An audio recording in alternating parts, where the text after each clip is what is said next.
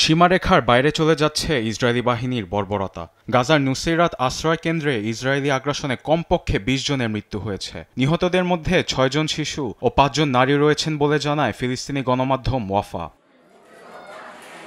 গাজার civil defence agency জানায়, Israeli হামলায় গাজার বেইত লাহিয়ার কামাল আদওয়ান হাসপাতালের কাছে একাধিক বিমান হামলায় নিহত হয়েছেন কমপক্ষে ২৯ জন। কোনো চলমান ব্যক্তি বা বস্তু দেখা মাত্রই হাসপাতালের ভিতরে বিমান ও ড্রোন হামলা চালাচ্ছে ইসরায়েল।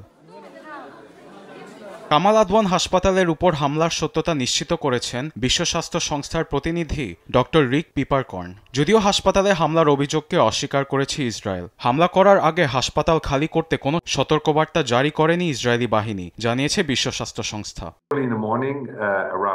হাসপাতাল খালি করার জন্য ইসরায়েল কোনো সতর্কবার্তা জারি করেনি। সারা রাত জুড়ে কামাল আদওয়ান হাসপাতালের আশেপাশে বোমা বর্ষণ করেছে ইসরায়েল বাহিনী। ভোর সকালে হাসপাতালের আশেপাশে ইসরায়েলি ট্যাঙ্ক দেখলে হাসপাতাল ছেড়ে পালাতে শুরু করে। ট্যাঙ্ক দেখে মানুষ ভয় পেয়ে এদিক সেদিক ছুটাছুটি করে। এতে ইসরায়েলি বাহিনী হামলা করা শুরু করে। জাতিসংঘে ইসরায়েলি বাহিনীর বর্বরতার তুমুল সমালোচনা করেছেন ফিলিস্তিনি পর্যবেক্ষক রিয়াদ মানসুর। আইসিসি কর্তৃক বেনিয়ামিন নেতানিয়াহুর বিরুদ্ধে গ্রেপ্তারি পরোয়ানা কার্যকরে জোর দিয়েছেন তিনি। গাজায় ইসরায়েলি বাহিনী জাতিগত নিধন চালাচ্ছে বলেও দাবি করেন মানসুর।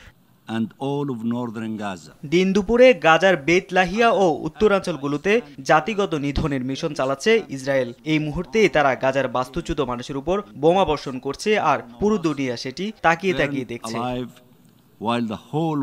গাজায় এ পর্যন্ত ইসরায়েলি বাহিনীর আগ্রাসনে প্রাণ হারিয়েছেন প্রায় ৪৫,০০০ মানুষ, আহত প্রায় ১,০৬,০০০।